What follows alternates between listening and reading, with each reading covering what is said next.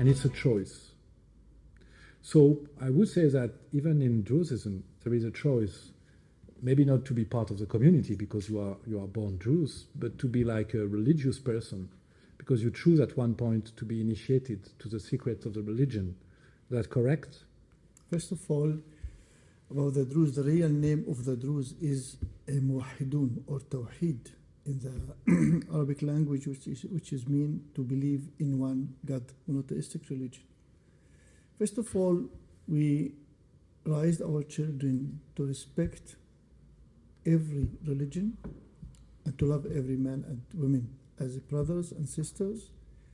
And for me, the Bible, the Holy Scriptures, the Quran is Holy Scriptures. I raise my children to respect every religion and faith in the world and to love every person in this world. But in our community, because we are a very closed community, which is mean no one can convert to be Druze. To be Druze, to choose to be Druze, it was one chance throughout history in the 11th century. It was in Egypt, in the beginning of the religion in Egypt. Our preachers began to preach for this philosophy 24 years. 24 years in the 11th century was the only chance throughout history to convert to be Druze. Therefore, every man and woman today Druze, it means that these spirits or souls have been converted to be Druze or convert to this cycle in the 11th century. And after, in the end of this period, the prophets and the preacher have been decided to preach no more, and they closed, let's say, the entrance to convert to be Muwahid. And after 24 years in the 11th century, until now, no one can convert to be Druze. You can leave.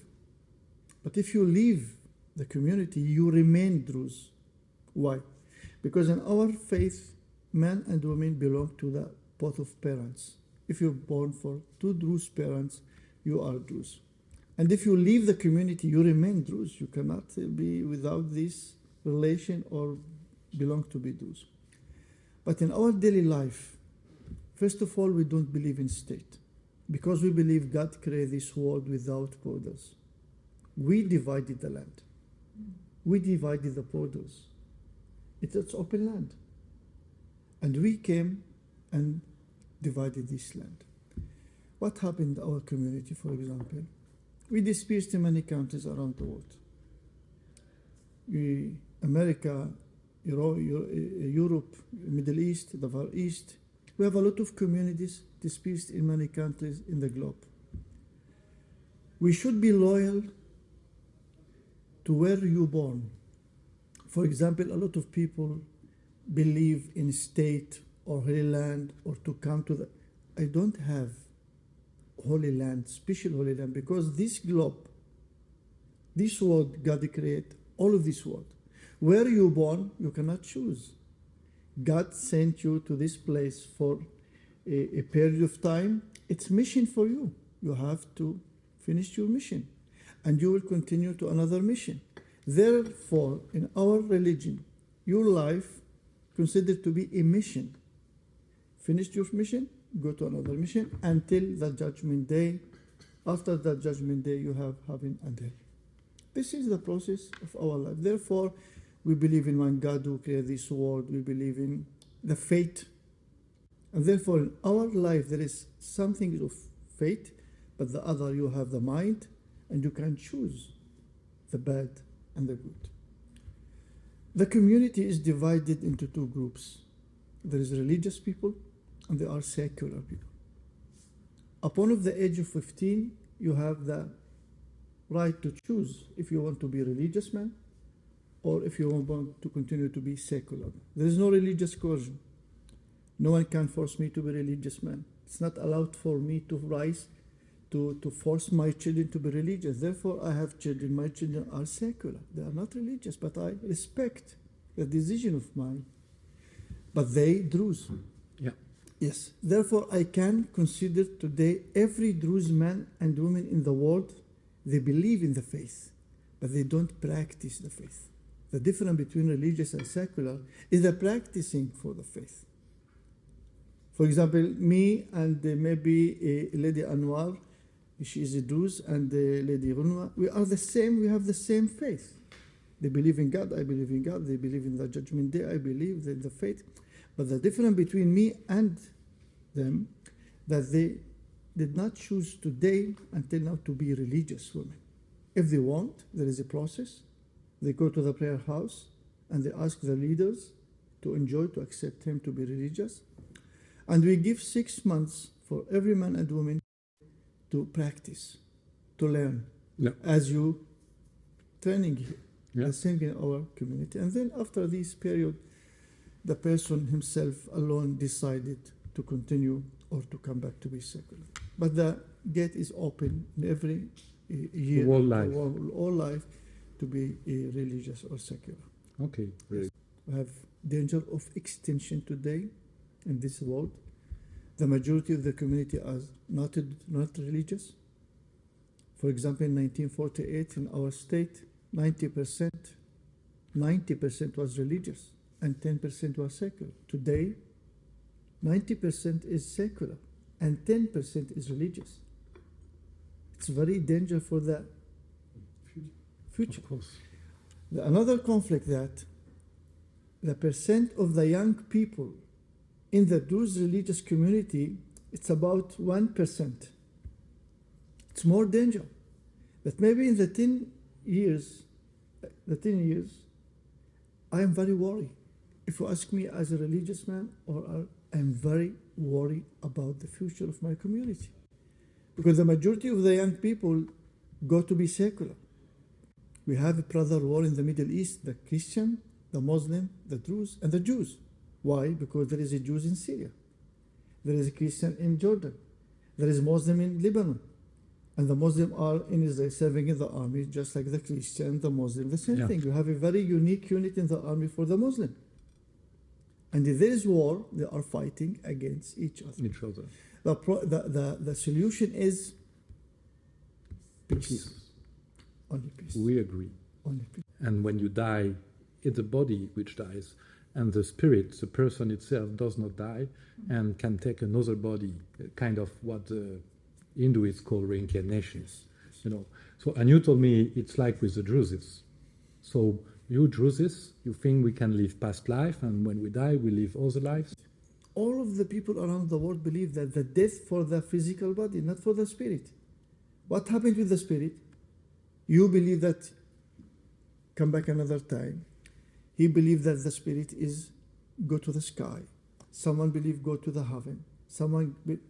We believe that this process, the life, should be end of this life. The end is the judgment day. Therefore, all the souls are moving in this world. And reincarnation is another chance for the man to correct his soul.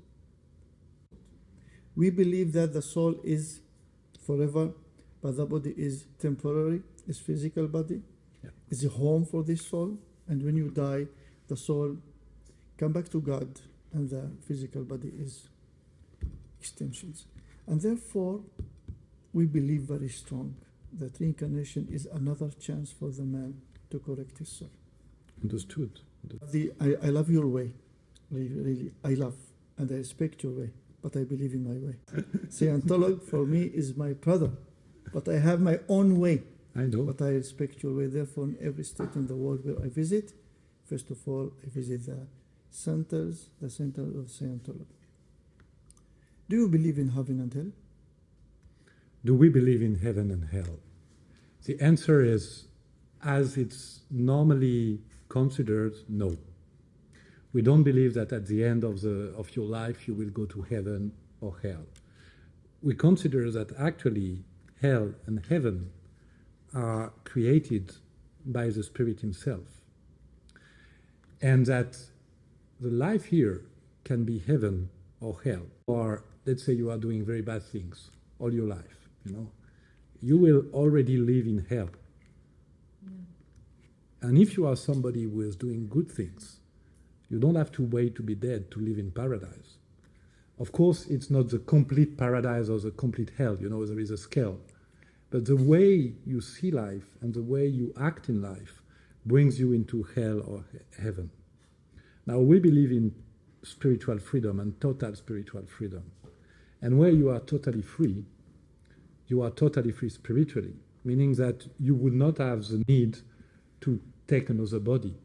You know, it's not something, because you can choose. And then it's something, what is there, I cannot say, you know. So is that something that you would call paradise? I don't know, you know, but for sure, as we are not heading for one lifetime and then we go to hell if we have been bad and we go to paradise if we have been good. What is the devil? We don't believe in a devil like the opposite of God, you know, that would exist in the world like a person. I believe, I know some persons which looks very close to devils, but I would not say that they are the devil, you know. So evilness exists in the world, obviously. Without evilness, you would not have war, you know. You would not have like bad things happening to people. So you cannot say it does not exist. We don't believe it's a person like or an entity putting it here, because actually evilness is coming from factors like ignorance of what you are, and ignorance of what happened to you in the past, which leads you today to act with no rationality, to act with evilness. Man is fundamentally, basically good. But through the time, and when I say the time, I'm not speaking only one lifetime, you know, through the times, it has met with traumas, and it starts acting bad. And the more you act bad, the more evil you become. But basically, fundamentally, you are good. So when you help someone being more spiritual, being more aware of himself as a spiritual being, you help him becoming more himself, and himself is good.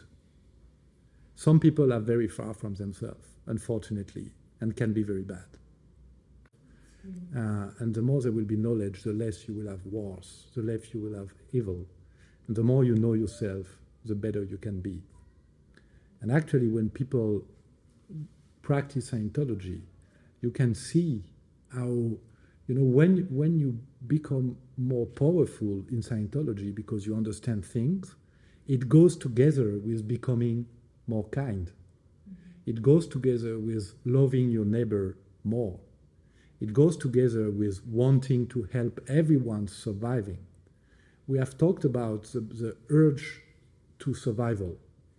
And as we said, you know, you have 8 dynamics, which are urges to survival in different domains, you know, yourself as an individual, family and sex, groups, humanity in its entirety, life, meaning also the plants and the animals, the whole physical universe, spiritual world, and God, infinity, or supreme being, whatever you want to call it. So the more you grow in Scientology, the more you become aware, the more you help all these dynamics to grow with you. And, you know, when you practice Scientology, at the beginning you will do it for yourself as an individual. I want to get better, you know, very egocentric, you know. And then you practice, and at one point you say, oh, I would like my family to, you know, have the same benefit. How can I help my family? And rapidly you will start to want to help humanity and life in general. So that's how you get people changing their environment. And hopefully what we call the devil, whatever concept you have, you know, can disappear this way. That's what we believe, you know. Okay. One last question. What is the best, when we come to politics now, do you have a social model? The best social model of your church? Well, yes and no. I mean, political model, no. No, people from right, left, we don't care. You come, you are a spiritual being. Then, in general, of course, we have values. You have seen human rights, our core values. Actually, the reference to human rights as they are in the Universal Declaration is in our sacred scriptures. We believe in human rights. So we will fight for human rights. Whatever part of the world, you know, does not matter what political system is there, we believe that human rights must be respected.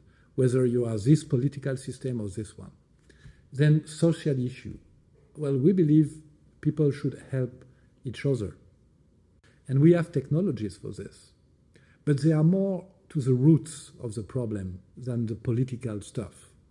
For example, we have technology for helping people to learn and to study. If people can study and learn, you will see that whatever system you are into, it will be easier and it will work better. We teach human rights and educate people on human rights. If people know their rights, they will fight for them, and it will be much more difficult to suppress them. So, of course, each kind of totalitarianism is against what we strongly believe. You know, man is free. You have rules that you should respect to live together. You know, but fundamentally, man is free, and people who want to suppress man, people who want to make man slaves, are not on our side, or we are not on their sides.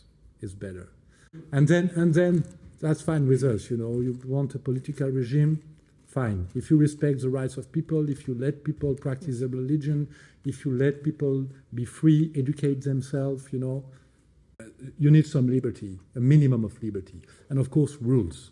We are not for a criminal world where everybody can do whatever he wants, steal, and that kind of stuff. It's not this, you know. But thank you.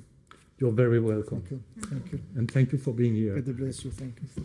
That's very interesting. We could continue this for hours. Yeah. And putting more tricky questions. Oh, I'm sure.